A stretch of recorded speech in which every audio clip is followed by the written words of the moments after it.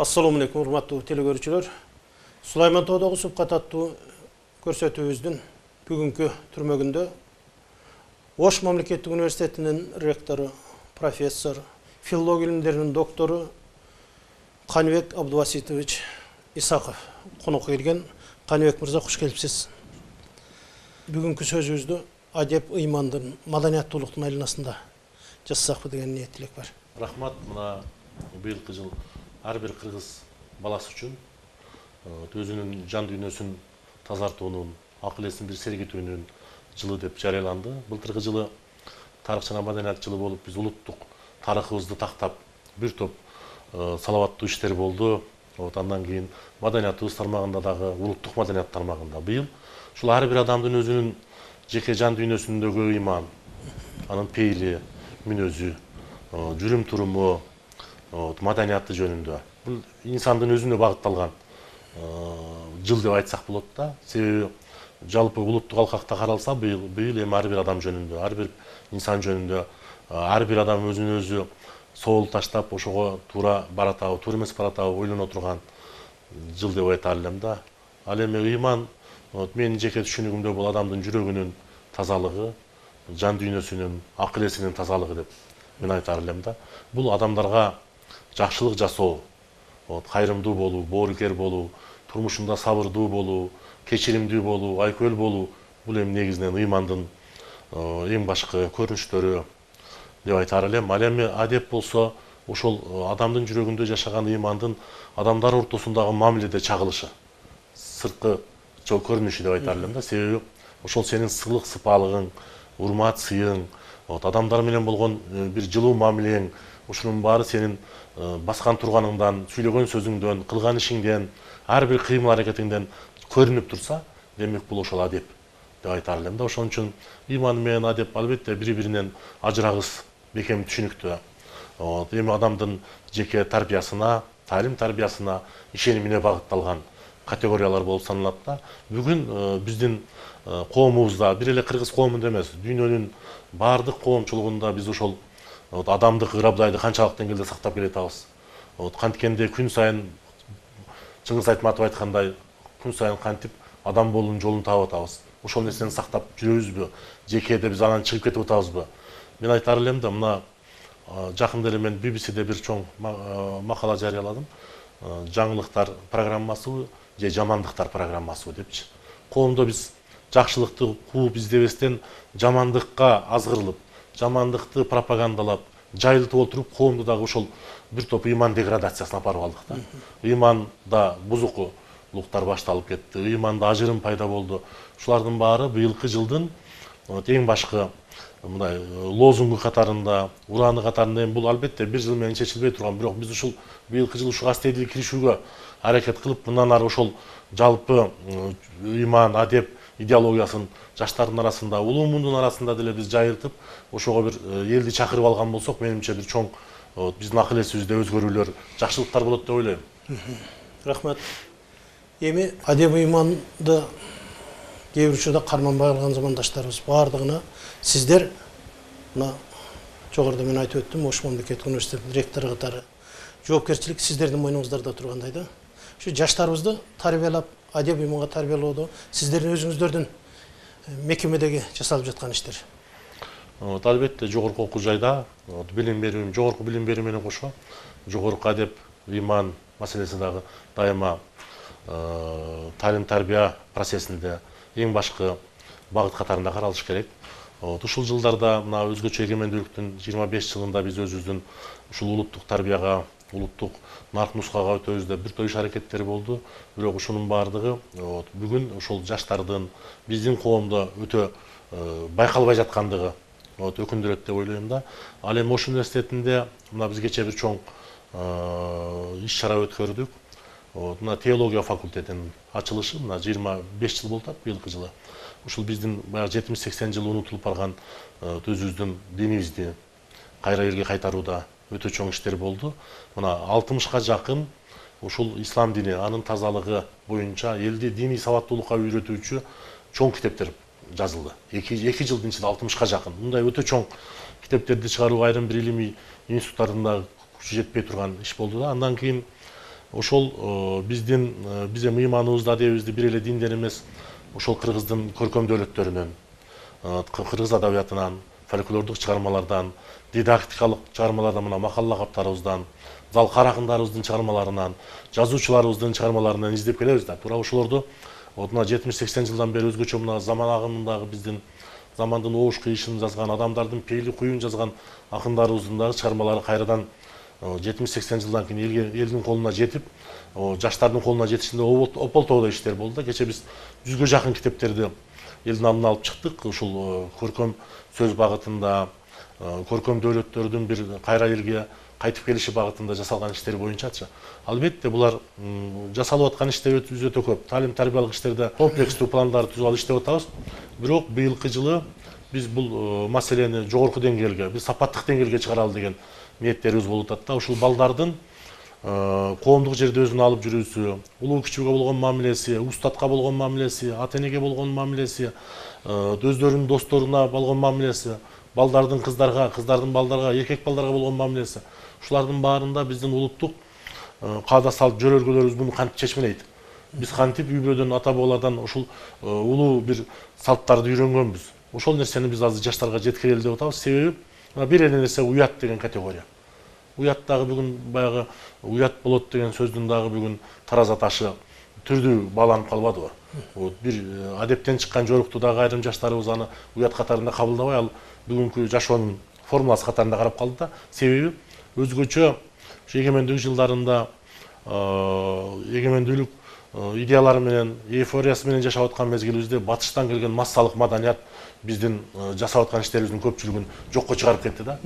Бул бир эле университетте эмес, жалпы коомдо, региондо, керек болсо Борбордук Азиянын, керек болсо аламдын процессин айтып атам да. Себеби батыштан таңууланган жалпы адамзаттык баалуулуктар деген уран менен бизге келип аткан нерселердин көпчүлүгүндө биздин улуттук нарк насилди талкалоо, аны бузуп жарып жок кылуу, биздин улуттук адеп таразасын бузуу бар деп айтар элем да. Мисалы үчүн мына азыр адам укугу деп алып туруп, биз бир адамдын укугун мамлекеттин укугунан жогору коюп, же болбосо бирөөлөрдү бир 15-20 адамдын өлүмүнө забын болгон адамды биз бүгүн анын өмүрүн сактоого болгон аракеттерибиздин баардыгы бул карама каршы аракеттер. Бул жерде адам же болбосо мына кош жыныстуулардын үй бүлө курсун деп, аны бизге таңгуулап, аны конституцияга кирсин деп түрдүү иштер болуп атпайбы, туура? Анын азчылыктын укугун коргой деп көчөдө жүргөн адамдар канча.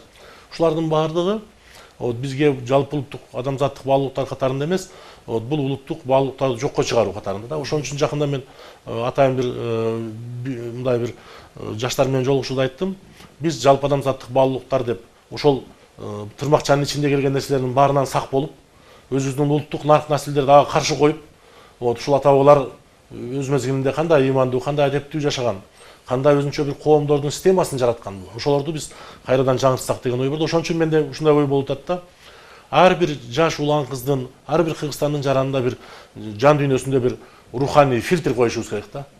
Келген нерсени ылгап ала турган, тандап ала турган, керектүүсүн кабыл алып, керектисин кулактан ары өткөрүп, себеби мисалы үчүн ата энеси өмүр бою жанында жүрүп ал андай кыл, мындай кыл деп көрсөтмө бериши мүмкүн. Бирок бала өзү мына балага бир руханий таяныч таап беришибиз керек да. Ал руханий таяныч кармана турган өзөк. Да, кармана турган өзөк, мен аны айтып жүрөм ба, руханий стержень. Өзөк дейм, туура. Ошол кайсы мезгилде мейли ал анча-мынча шамал келсе кичине мындай ийилип, бирок кайра өзүнүн ордуна тура турган. Үзүлбөш керек да. Ушул баланы сактап калуу жөнүндө, анын жан дүйнөсүн, анын адебин, ыйманын сактап өнүктүрүү жөнүндө биз көп иштер жасаш керек. Себеби бизге таңууланып аткан, келип аткан, бүгүн модага айланып аткан, бүгүн ушул маселе күн тартибинде тура аткан көп маселелердин баардыгы сырттан келген.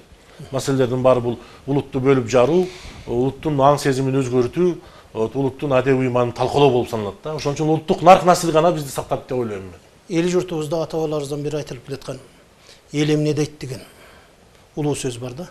Муну бүгүнкү күндө кээ бир мунун сөзүнүн улуулугун түшүнбөгөндөр кайсы бир нерселерге жабыштыра берген жаргонго айлантырып алышты. Деги эле ушуга сиз илим адамы катары өзүңүздүн баамыңыз, айтчу сөзүңүз. Эл эмне дейт деген сөз мындай жөнөкөй болуп көрүнгөн менен бул улуттун эс тутумун, улуттун көрөнгөсүнүн сенин кыймыл аракетиңе болгон баасы кандай?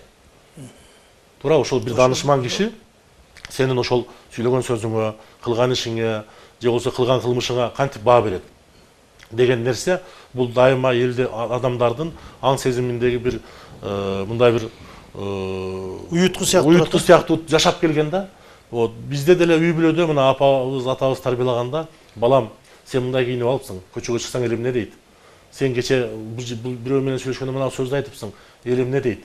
Бул жөн эле элдин баягы кеп сөзү же бир ушак эмес, бул элдин баасы, элдин нарк насили, сенин ошол кылган ишиңе карата болгон баасы да. Вот мен ошол нерсени айтар элем да, мына Чыңгыз Айтматовдун залкар ойлору көп да. Ошолордун биринде айтылат да. Вот качан дейт акыл эс, качан ыйман, качан адеп модага айланар экен. Адамдардын баары ушунун артынан кууп, ушуга жетүүгө болгон бир далалаттанар экен. Мен ошол күндү күтөмүн деген жери бар да. Ошон үчүн мына элдин нарк населиндеги, элдин өзөгүндө жашап аткан нерселердин бардыгына биз өтө ыйык, касиеттүү бир мамиле жасашыбыз керек деп ойлойм да. Эми түштүктө эле эмес, жалпы Кыргызстандагы чоң окуу жайдын жетекчиси болгондон кийин биз көбүрөөк жаштарыбызга жуга турган сөздөргө көбүрөөк токсолсок деген ниеттилик бар. Каныбек мырза, деги эле жаштарыбыздын пейилин, адебин, ыйманын кайсы бир деңгээлде бузулушунун бардыгына биз улуу муундар, орто муундар күнөөлүү болуп жаткандайбыз. Албетте, эч качан биз өзүбүздөн жоопкерчиликти алып таштабашыбыз керек. Бирок баягы коомдук өзгөрүүлөр, коомдук өзгөрүү болгондо бул бир адамдын адепти, ыйманы калып кетип эле башка жакта болуп аткан өзгөрүү башка жакта болуп, ал эми ал туруп калышы мүмкүн эмес да. Ошол мамлекеттеги болуп аткан иш аракеттердин бардыгы 25 жылдын ичинде бул маселени биз буга чейин жашап келген системаны жокко чыгарып, бирок биз ошонун ордуна бир жаңы улуттук системаны алып келе албай, андан кийин бир топ бизге үлгү боло турган инсандардын баары үлгү болбостон башкача тарбия берип койгон учурлары деле жок эмес да, себеби биз көрүп турабыз да. Бирок мен айтар элем, утумдук саясат, ал бийлик, байлык деген нерсенин бардыгы түбөлүктүү эмес. Түбөлүктүү бул адамдын ыйманы, анын адеби, анын адам болушу.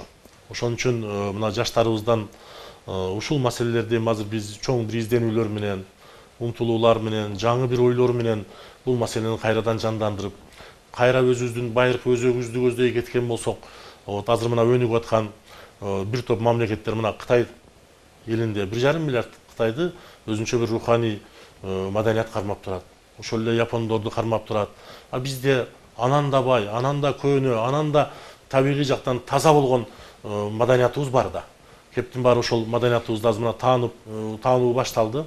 Таанып гана калбастан биз ошону жаштарга жеткирип, жаштардын жан дүйнөсүнө сиңирүү милдеттерин аркалашыбыз керек деп азыр ушул багытта бир топ иштерди. Мен жогоруда айткан жаңы китептердин чыгышы, биринчи албетте балдардын ушул маданият тармагында, ишеним тармагында, дин тармагында сабаттуулугун арттыруу менен акырын жетишебиз деп ойлойм. Ошол эле мезгилде өзүңүз билесиз, сабатсыз бирок адамдык бийик касиеттер менен жашап аткан адамдар дагы бар да. Ал үй бүлөдөгү тарбиядан. Ошон үчүн мен баары бир айтар элем да, кандай мезгил, кандай доор өтпөсүн, тарбиянын башаты үй бүлө. Эгер атасынан, апасынан ошол жаш мезгилде бир жакшы жугундуу сөз угуп калган болсо, өмүр бою балдарга. Мисалы үчүн менде деле түрдүү окуяларга, түрдүү кырдаалдарга учурганда, баягы эрксизден менин атам менен апамдын айткан сөздөрү жаңырат дагы, мен аны ошол кайталанып турат, да, терс окуя болуп аткан болсо, мен апамдын көзү менен же атамдын көзү менен карап, аны кабыл албай коюшум мүмкүн да. Ошонун айрым мисалдар менен айтсаңыз. Мисалы үчүн эми аны азыр эми конкреттүү эске келбей калышы мүмкүн, бирок мисалы үчүн мен балдарыма да, менин балдарым деле коомдо жүрүп аткан балдар сыяктуу да. Кийиниши башкасы, уулум, өзү бир эле уулум бар, анан кээде көчөгө чыгып баратканын көрүп турам, чакырам да. Сен ушул кебетеңде эл сени жакшы көрсүн деп кетип атасың көчөгө, же эл сени көрүп кыжырдансın деп кетип атасыңбы? Эл кантип кабыл алат сенин бул кебетең, мына шымың мындай болсо, кроссовкаң мындай, анан мугайимдин баласы болсоң деп айтам да, анан сен карачы өзүңдү күзгүдөн. Эми жакшынакай кебетең сен башкача бузуп атпайсыңбы? Себеби бул менин апамдын сөзү да. себеби чыгып баратканда эми ар бир адам көчөдө барат, коомдо, университетте, иште жагымдуу кийинип, жагымдуу адам болуп көрүнгүсү келиш керек да, туурабы? А жаштардын баягы өзгөрүлгөндөгү көз караштардын өзгөргөндөрү, табиттин өзгөрүүсүнө биз баары бир улуу муундар ага анча билесиз, ата менен баланын ортосунда илгертен муундар ортосундагы мындай бир көз караштардын дал келбөөчүлүгү болуп келген. Бул эми табигый көрүнүштүр балким, бирок баары бир биз мүмкүн болушунча мындай учурда классикага кайрылышыбыз керек деп ойлойм да. Себеби ушул кийинүү маданияты болобу, жүрүм-турум маданияты болобу. Күнүмдүк жашоо образына киргизбей? Туура. Ошону баары бир классика деген бул консервативдүү болуп көрүнгөн менен баары бир ал эстетикалык жана этикалык талабдарды өзүнүн ичине сиңирип, ошон үчүн ал кылымдардан бери жашап келатат да. Ошон үчүн биз ага бир топ ушундай багытты карманышыбыз керек деп ойлойм. Коом сени сырткы көрүнүшүңө карата кабыл алып, акыл эсиңе карата узатат деп. Мына азыр жаштарыбызга көбүрөөк ушуну сиңиришибиз керек го. Туура, мына кече жакында эле биздин жигер адабий клубу бар. Улукбек Омекеев баштаган, азыр бир 50-60ка чакын шаарыбыздагы таланттуу жигиттерди, балдар, жаштарды кошуп, анан өзүнчө бир чоң иш-чараларды өткөрүп атат да. Ошонун биринде жигит менен жолугушууга бараткан кыздын мамилеси баягы кийинип, баягы жыртык шымдар, ар жагынан тилинген. Анан апасы айтат да, кызым, сен бул кебетеңде жигитке жакпайсың. Жакшынака кийинип алчы, узун көйнөк ки, чачыңды өр деп айтат да. Эми бала болсо баягы билесиз, азыркы жаштарда баягы башына кепканы кийген, анан браслет тагынган, анан мындай баратат. Анан аны дагы атасы токтотуп алып, балам, жакшына кийип бар, сен кызга баратсаң деп анан экөөнү баягы ошо улуттук үлгүдө жакшы мына классикалык кийимдерди кийип жөнөткөндөн аябай ыймандуу кыз турбайбы деп бала сүйүнүп, баланы көрүп кыз, анан мен дайыма эле ушинтип жүрөм деп экөө бири-бирин анан мындай бир жаштарга кайрылган сөздөрү бар да, мындай диалогтор мененчи. Азыр бизге ушундай көбүрөөк таалим тарбия берүүчү маданий иш-чараларды жасашыбыз керек. Жаңы сиз айткан туура, кээде сырткы формасы менен кабыл алган менен акыл эсине карап узатат дегенди мен эми мындай мезгил бар да, илгери жокчулуктун заманында бай кедей аябай бүгүн деле ошондой болуп кетти. 2-3кө бөлүнүп турганда акыл эстүү кедейлер аны байлык катарында караган эмес. Аларды кийген кийиминде балким ошо эски, жыртылган, тытылган, самтыраган кийим болушу мүмкүн болгон да. Өзүңүз билесиз, байыркы чыгыштын данышмандарынын, дербиштеринин баары сырткы формасынан аны эч ким акылдуу жана акылман деп айтууга болбой турган инсандар болгон да. Алардын бирок алар менен сүйлөшкөндөн кийин адамдын көңүлү көкөлөп, адам бир эригип, жүрөгү бир тазарып калган учурлар көп болгон да. Менимче көбүрөөк бул сөз ошол мезгилде айтылып калган болуш керек деп ойлойм да. Себеби алар сага бир дубанадай болуп, же календардай болуп, же бир мындай бир жөнөкөй бир карапайым адамдай болуп келген менен ал сенин үйүңө келип сүйлөшкөндөн кийин сен аны таптакыр башка урматтап, сыйлап, сенин үйүңө бир кызыр келгендей болгон да. Менимче ошондой мезгилдерде айтылган болуш керек деп ойлойм. Эми биздин бүгүнкү алакандын отундай болгон мамлекетибиздин келечегинин тагдырын тууралуу. Мамлекетибизди ар ким ар түрдүү деген менен бул биздин мамлекетибиз. Биздин мындан башка ата журтубуз дагы, мекенибиз дагы, туулган жерибиз да жок да. Кээде Кыргызстанды сындайм деп отуруп, баягы бөрк алдыша баш алып берген учурлар көп да. Мен эми мына прессадан, анан айрым бир саясатчылардын сөзүнөн мен ошондой атайын бир ойлорду топтомун айтып жүрөм. Кыргызстанды сындагыла, бирок сындап атканда жүрөгүңөр ооруп турсун. Ошол сезилсин элде. Силер Кыргызстанды аябап атканыңарды, коргоп атканыңарды, сактап атканыңарды, Кыргызстан үчүн жасап атканыңарды эл сезип турсун. Ошол жүрөгүңөр күйүп турсун. Аны силер рахаттанып айтпагыла. Ал бизден эми айтпай койсом, баягы тилим күйөт, айтпасам дилим күйөт дегендей болсун деген ой менен айтып жүрөм да. Ошон үчүн мен айтар элем, Кыргызстанда өтө чоң позитивдер бар. Кыргызстан өсүп өнүгүшүнө болгон өтө чоң мындай бир дымак, эрк бүгүн ар бир кыргызстандыктын жүрөгүндө жашап атат да. Мына ошол 7 жаштан баштап 90 жашка чейинки аксакалдардын бардыгы кантип өлкөбүз өнүгөт, ой жүгүртөт да, өзүнүн ойлорун айтат. Бул ар бир кыргыз баласы өзүнчө изденип, өзүнчө жол издеп, өзүнчө бир багыт издеп аткандыгы бул өтө жакшы. Көп мамлекеттерде, көп элдерде мындай жөнөкөй карапайым адам ошол мамлекеттин тагдырына күйүп, анын келечеги жөнүндө баш оорутуп, аны өзүарынча отурганда, чай ичип отурганда, же көчөдө талкуулагандар жок бул дүйнөдө. Биз эми уникалдуулугубуз ушунда да. Ар бир адам ошол жерде. Анан көрдүңүз, азыр мына жетекчилер болобу, саясатчыларбы, бийлик башындагыларбы элдин көзөмөлүнө өттү. Анын бир жерде бир туура эмес кыйшык сүйлөп койгон сөзү дагы, бир туура эмес кадамы дагы, кечеги жасап койгон бир кылмыштуу иши дагы бүгүн көрүнбөй калат деп айтууга мүмкүн эмес. Ал коомдун алкагына чыкты, мына айнектей болуп көрүнүп турат да, күзгүдөй болуп. Ошон үчүн ар бир адам, ар бирибиз ал жөнөкөй эле кыргыздын жараны дагы бүгүн ойлонуп сүйлөш керек болуп калды. Анан кылган сөзүнө, айткан ишине жооп бере турган мезгил келди да. Бул өтө жакшы деп, себеби бири-бирибизди биз көзөмөлдөй баштадык. Бири-бирибизге таразынын ташындай болуп, мисалы үчүн мына кече Дача сууда болгон окуяда көрдүңүз го, бир кыз эми жөнөкөй эле бир мугалим отуруп алып туруп, түндүк түштүк маселесин козуткан сөз айта койду. Кандай реакция болду коомчулукта? Көрдүңүзбү? Жөнөкөй эле бирөөнүн сөзү. Саясатчынын, мамлекет башындагынын, бир жетекчинин сөзү ал мындан да чоң реакция бермек да. Ошон үчүн мына сиз тарыхчысыз, тарыхка өтө көп көөнө иштер жасап жүрөсүз, байыркы тарыхыбызды калпып чыгып изденип. Мен айтар элем да, дүйнөдө 3 түрдүү эл болот экен. Улуу тарыхты жасаган эл, улуу тарыхты учурда жасап аткан эл, жана улуу тарых күтүп турган эл болот экен да.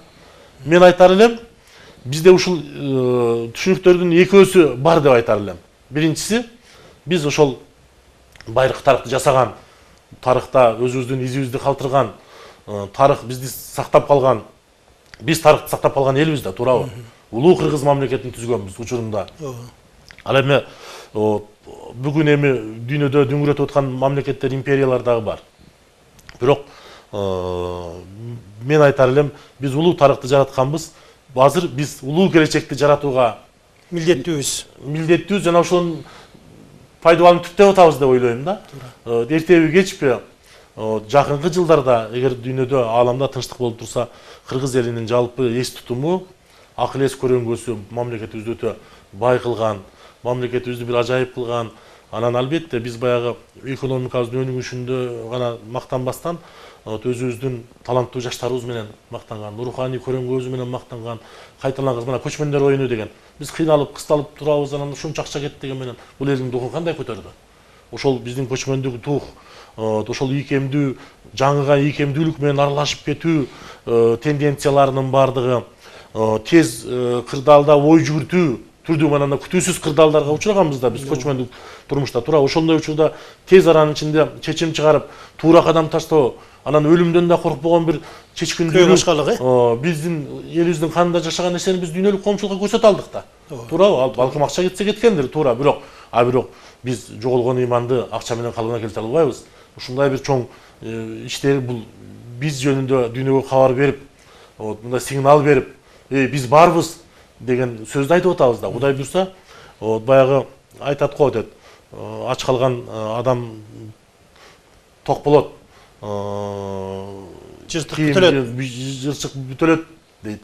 Ал эми эң башкысы адамдын жан дүйнөсүндө жашап аткан бир эркти биз жоготуп албашыбыз керек да. Ошон үчүн азыр биз баягы 25 жылдын ичинде 200 жыл, 300 жылда деген мамлекеттердин деңгээлине жетели деп талапты өтө катуу коюп алып эле кыйналып атабыз да.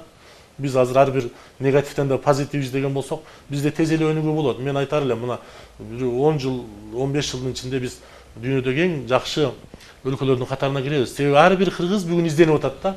Кантип жакшы жасасам болот, кантип мамлекетке салым кошсом болот, кандай терс иштерди жасап атабыз, аны кантип токтотсок болот деген бир изденүү. Мага бир жакында бир америкалык окутуучу келди да. Анан университеттин мына жаңы кампусунда баратсам, ал кыргызча жакшы сүйлөйт, анан мага айтып атпайбы? Студенттер кирип чыгып атсачы.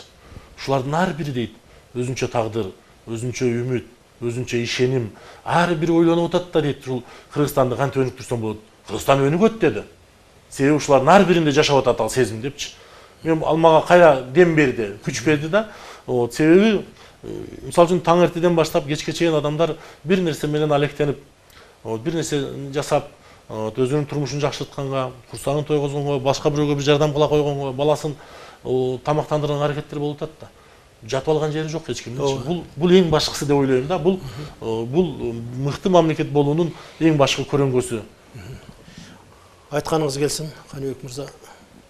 Эми мына ушул көрөңгөлүү жашообуздун кээде ылайкаланткан бүгүнкү күндө социалдык тармактар, интернет булактарындагы бир оош кыйыш маселелер болуп жаткандыгы болуп жатат.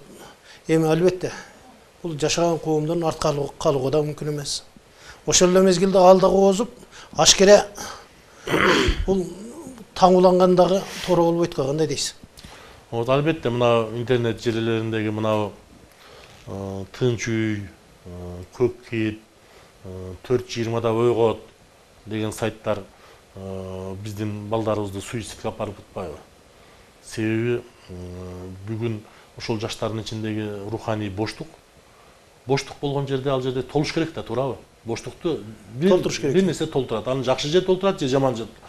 Мен айтар элем мына үй бүлөдө азыр ушул мына интернет тармактарынын өсө виртуалдык дүйнөнүн келиши менен ата менен бала дагы бүгүн баардыгы үйүндө чай ичип отурабы, башка отурабы, телефон чукулап отурганды көрөсүз да. Бири-бири менен мындай бир жандуу пикир алышуу, ой бөлүшүү, биринин жүрөгүн экинчиси угуу деген нерседен биз алыстап баратканыбыз бул өтө коркунучтуу. Анан баланы укпасаң, ал мисалы үчүн эртеден барып сабакка барды, андан келди, ким менен жүрөт, ким ага жолукту, достору ким, сабактарынан кандай жетишүү болуп атат, отуруп алып бир жакшы бир аталык же энелик мээрим менен бала менен сүйлөшө албай калдык да.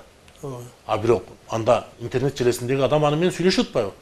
Угуп атат, анын ким экендигин, анын бир туугандары аны боюнча толук маалыматты алып туруп, акырындап ал баланы психоз абалга жеткирип, өтө коркунучтуу баягы түндүн жарымында аны менен маңкуртка айлантып баратат дейби? Маңкурт деген мына айтматов да бул акыл эссиз түрдө команданы аткаруу да. Керек болсо энесин тааныбай калып атпайбы? Баягы маңкуртту билесиз да. Bir команда бергенде энесин жаа менен аты берип атпайбы? Ошол абал бүгүн жашап атат биздечи. Бирок мындан чыгуунун жолу бар.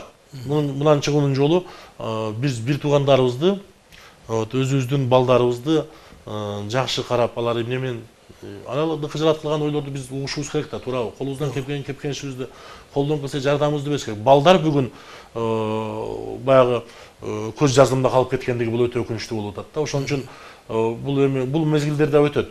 Баягы мен айтып аткан руханий фильтр деген ошонун да, ар бир баланын жүрөгүнө биз руханий бир мындай ылгоону таштап койгон болсок, ал өзүнөн өзү балдар таштасак кетет да. Бирок эми баягы убактылуу азгырылып кетип аткан дагы баягы мен айткан руханий көрөнгөнүн жоктугу, аны биз ошол балдардын жан дүйнөсүнө, мен балдарды күнөөлөбөйт элем да. Ошол балдардын баягы сиз айтып аткан социалдык шарттарда балдардын көпчүлүгүнүн ата энеси өзү менен болбой, алар Россияда жүрсө, Казакстанда, чет өлкөдө жүрсө, ал же чоң аталардын же чоң энелердин же алыскы бир туугандарынын колунда калып кетсе, ага күйгөн адам болбой калып атпайбы? Бул дагы турмуштук аргасыздыктан, эми баардыгы эле үй бүлөнүн очогунда төрүндө отургусу келет.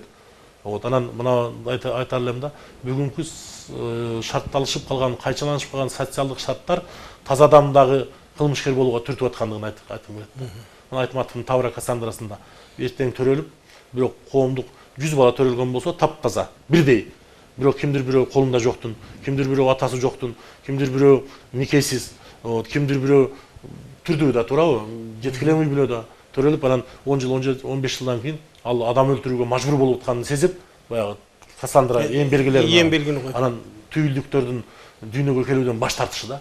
Бүгүн ошол процессти биз башынан өткөрүп атабыз да. Бул өтө коркунучтуу. Мен муну укканда аябай денем бүркүрөп, акылым канча күнгө чейин эңги-деңги болуп жүргөн. Бирок бүгүн ошону биз турмуштан көрүп атканбыз. Мына клондоштуруу деген. Адамды биз денесинен бир бөлүктү алып эле адамды жасоо. А эгерде ошол эненин жүрөгүндө, эненин жан дүйнөсүндө төрөлүп, туурабы? Эненин жүрөгүнүн сокконун сезип, эне кайгырганда кошо кайгырып, сүйүнгөндө кошо сүйүнгөн сезимди мына 9 ай эне көтөргөн, эне мээрими берилген баланын, эне сүтүн эмген бала кандай аң сезимдүү болот, туурабы? Анан азыр эми сезимсиз эле жөн эле жаңы айтып аткан роботторду бизге кереги жок. Биз эми коомчулук ушунун алдын алышыбыз керек да. Адамды биз эми технологияга, техникага айландырбаш керек. Мына Циолковский деген билесиз, күчтүү мына космос жөнүндө ой жүгүткөн философ, окумуштуулардын бири айтыптыр да.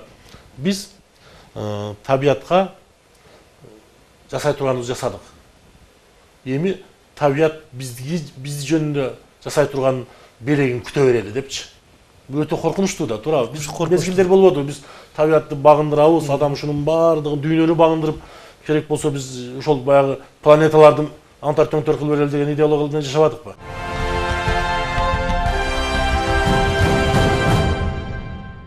Табият түшүнгөнгө чейин биз табиятка көз карандыбыз, табиатты биз түшүнүп бүткөндөн кийин табиат бизге көз каранды деген бир акыл эске сыйбаган туура аныктамалар чыккан да. ушундай неме менен барып мына өзүңүз билесиз адамдардын мына ядролук куралдарды жер шарын ала салдырып бере турган куралдарга чейин ойлоп алып эми азыр биз аны жок кылуунун жолдорун ойлонуп атпайбызбы. Ошон үчүн мен айтар элем да социалдык чөйрө түзүшүбүз керек бүгүн. Ал кандай чөйрө? Мисалы үчүн мектептен чыгып бараткан бала мектептин айланасында пиво саткан дүкөн эмес, же арак саткан, же сигарет саткан. Мектептин айланасында куурчак театры, мектептин арасында бир театр, китепкана, бир спорттук объект. Бала каяка барса дагы ал ошол же ден соолугун чыңдай турган, же акыл эсин чыңдай турган, же жан дүйнөсүн чыңдай турган бир объектилерге бара турган шарттарды түзүп салышыбыз керек да. Комплекс эрксизден. Бул көп мамлекеттерде жасалды да. Мисалы үчүн жаңы бир микрорайон түзүлүп аткан болсо, мектептин айланасында ушундай чакан социалдык мындай бир объектилер да. Мисалы үчүн мына театр. Театрдын эң башкы максаты эмне? Бул талим тарбия. Ал мектептер менен, университеттер менен түздөн түз иштеш керек да, туурабы? Ал дагы сезиш керек. Мен дагы балдардын талим тарбиясына мен дагы жооп милдеттүүмүн. Китепканада отурган мына бизде шаардык областтык китепканалар бар.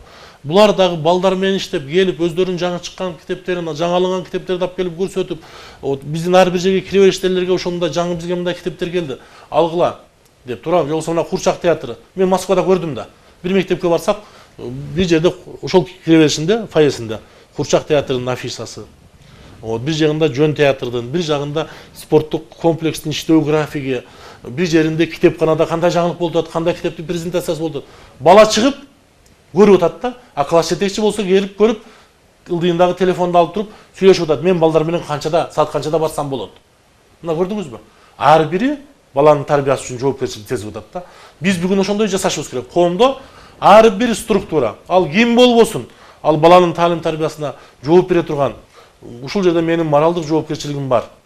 Баланын нравалык облигин өнүктүрүүгө деген сезимди орнотуу боюнча мага бир сөз жакты да. Мына биздин чоң бир диний аалымдардын бири жакында университетке келип жолугушуп анан чыгып баратып, эшикти ачканыбызда чыгып туруп мага агай бир нерсе айтып берейинби сизге деди. Айтып бериңиз. Мен дейт ушул окуп жүрөм дейт, студентмин. Бирок ушул динге берилип, диний китептерди окуп, диний иш чараларга катышып жүргөн мезгилде кирип чыгып баратсам бир еврей агайым кирип айтты дейт. Экөөбүз ушундай бетме-бет келдик дейт. Бирок баягы жаштык, чечкиндүүлүк анан бир мындай бир таназар албоо мен баары уруп чыгып кеттим дейт да. Чыгып турган колумдан кармап туруп дагы мусулмандын баласы деп кармап койду дейт. Мен дейт ушул эшикти ачып баратканымда дейт, мен дайыма ошол сөз көкүрөгүмдө орнойт дейт да, ушу аярлап этият болуп ачам дейт. Же аял киши же бир менен улуу бирөө чыгып калбасын депчи. Мен кече балдарга ушуну айтып бердим да. Себеби мына паам парасат. Туурабы? Мына урмат сый, өзгөчө мен кыздардын ыйбасы жөнүндө көп айтып атам да. Ыйба деген сөз мына көрсүң. Ыйба кылуу. Ал мына эки киши бараткан болсо, акырын четтен билгизбей өтүп, кичине салам берип кеткен. Же болсо эки бараса ортосунан тасырайып өтүп кетпестен айланып өткөн.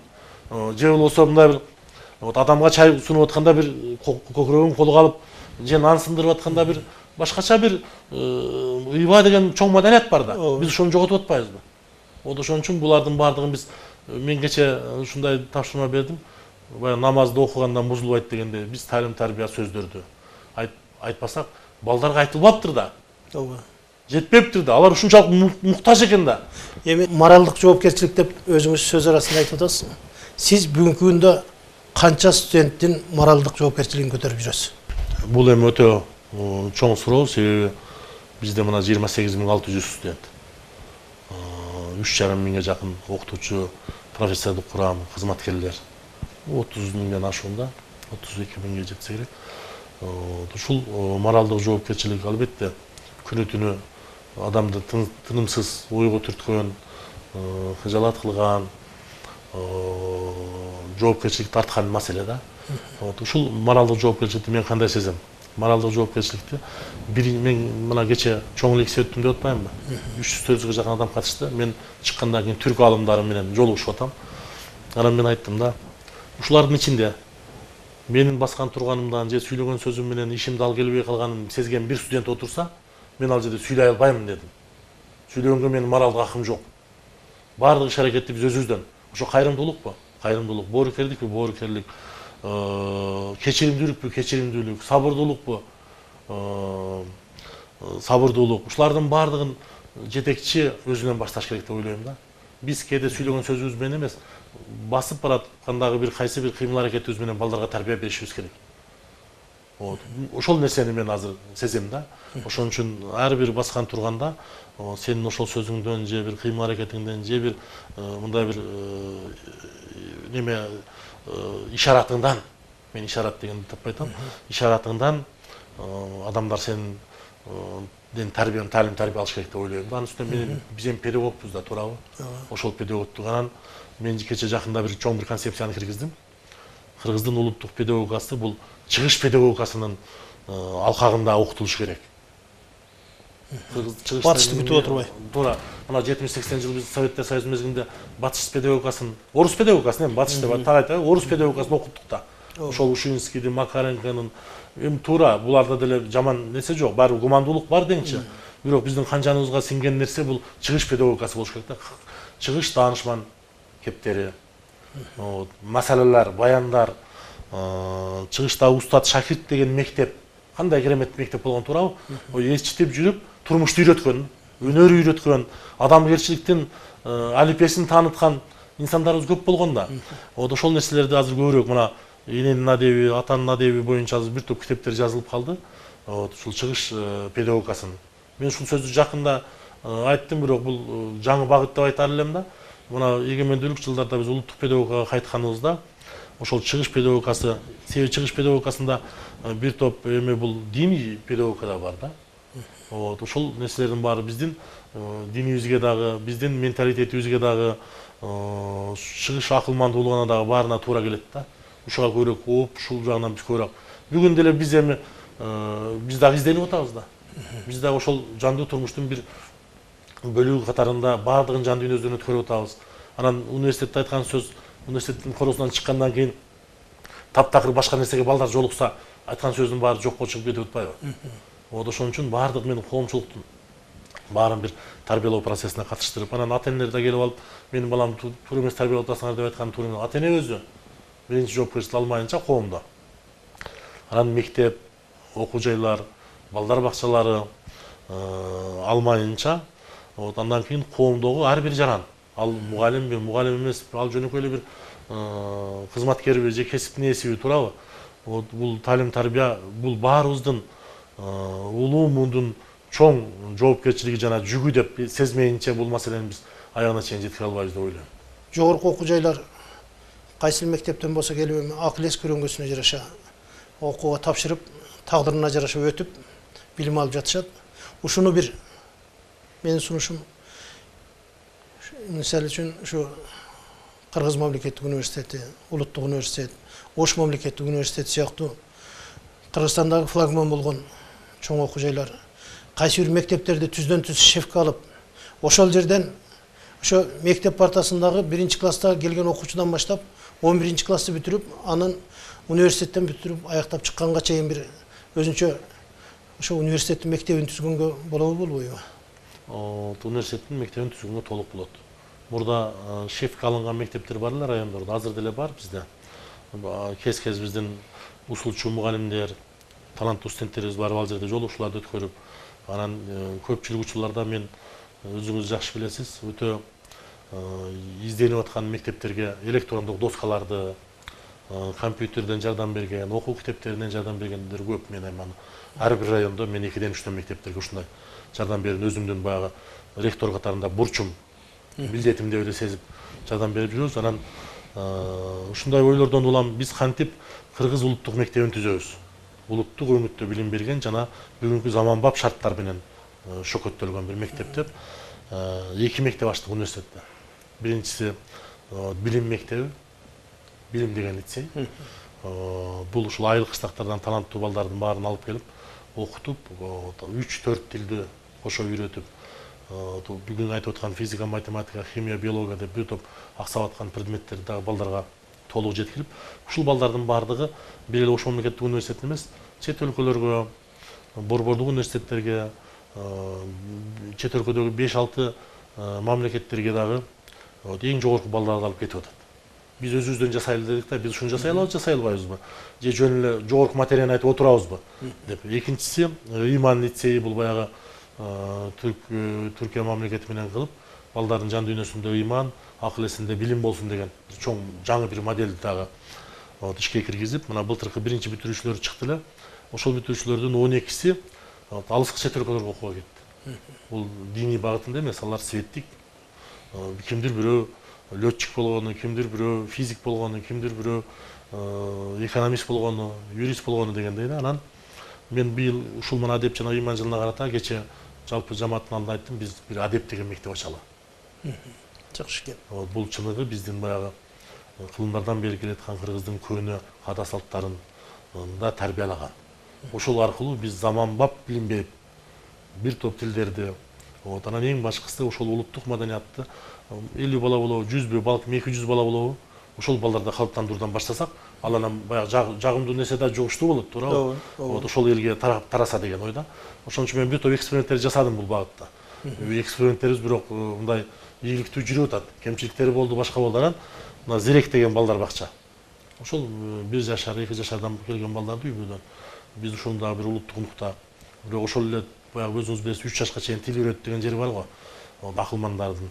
Ошол жерде орус тилин, кыргыз тилин, андан кийин орус тилин, англис тилин, бир топ тилдерди үйрөткөн, өнөргө шыктандырган, балдарды ийкемдүү кылган, сергек жашоого үйрөткөн бир Зирек деген балдар бакчаны да түптөдүк. Азыркы алдында балдар бакчасы, башталгыч билим берүү мектеби да ачылды. Мындайча айтканда, бүгүн Ош университетинде ошол бала бакчадан баштап, андан кийин башталгыч мектеп, лицей, андан кийин колледждер, мына 3 колледжибиз бар, 17 факультет, 3 билим берүү институту, докторантура, ординатура, интернатура, магистратуралар иштеп атат да. Бул бир өзүнчө бир бүткөн бир бүтүндөй бир комплекс кылып алдык десек болот билим берүүнү. Албетте, муну мен сиздин мисалыңызда бизди көрүп жаткан балким илим билим очокторунун, илим билим мекемелеринин жетекчилери да муну ойлоно турган маселе. Себеби бул коомго кеңири тарай элек жаңылык, ушу жаңылыктар өз жемишин берсин деген тилекти кошумчалай кетейин. Каныбек мырза, эми сиз өзүңүз чыгармачыл адам катары ыйман, адеп, маданияттуулукка бир оролгон өзүңүздүн бир элдин көбү сизди акын катары тааныйт.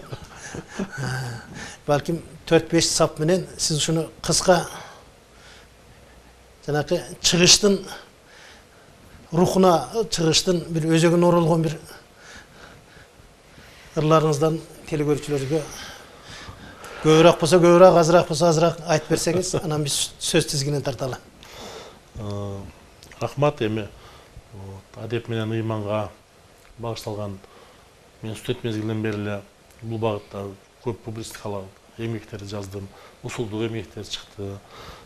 Ушул жүрөгүмдөгү сөз, акыл эстеги сөз деген көп жыйнактарымды чыгардым. Жакын арада дагы бир китебимди чыгарайын деп атам. Ушул багытта элге таркай турган, студенттерге жугумдуу болгон. Анан жаш мезгилде ырларды көп жаздык. Сезим менен жашаган мезгилде. Анан бирок бара-бара мына акыл эс башкарып, жаштык сезимдер азая баштаган мезгилде көкөктөр түнөшү дагы кыйын болот экен. Бирок мына Эгемберди Ирматовдун мисалында мен айткым келет. Жаштыгында кандай сүйүү лирикаларын жазса, кийин курагы менен кошо туурабы, мына акыл насаат поэзиясына өттү.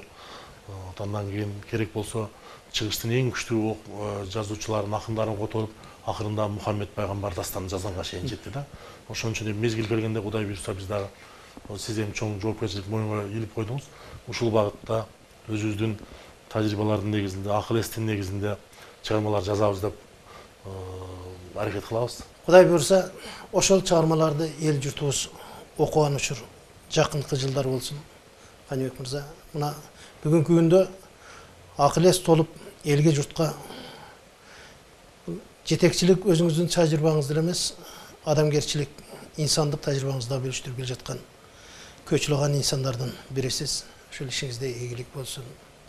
Алла Таалам ушу адеп ыймандан көкүрөктөгү биздин маданияттуулугубуздан ажыратпасын деген тилек менен бүгүнкү сөздү жыйынтыктайлы. Урматтуу көрүүчүлөр, биз Сулайман Тоодогу сухбат аттуу маектөрүбүздө мүмкүнчүлүктүн жетишинче элге журтка кадыры сиңген эл журт көрүүчүлөрүбүз, жалпы замандаштарыбыз ушунун сөзү калп болуп жатат деген сөздү айтпай турган, эл арасындагы төбөсү көрүнгөн мыкты инсандарды төргө чакырып, ошолардын акыл-эске чакырган, адептүүлүккө чакырган, ыйманга чакырган, маданияттуулукка чакырган, көкүрөгүндөгү уялап турган маселелерди жеткирели деген аракеттерибиз болуп жатат. Кудай буйрса, бул аракеттерибиз дагы алдыда далай ирет сиздерге сунушталмакчы. Каныбек мырза, ошо Ош мамлекеттик университетинин алкагында мына өзүңүз айттыңыз, 32 миңден ашык адамдын жоопкерчилиги мойнунда турган, ошолардын бардык жасаган иштеринин жоопкерчилиги мойнунда турган, адеп ыйманга тарбиялап жаткан ишиңизде ийгилик болсун. Алла таалам зоолоңузду көтөрсүн. Биз ушуну менен бүгүн көрсөтүүбүздү жыйынтыктайбыз. Кийинки жакшылыктардан, кийинки көрсөтүүлөрдөн амандашканча саламатта калыңыздар.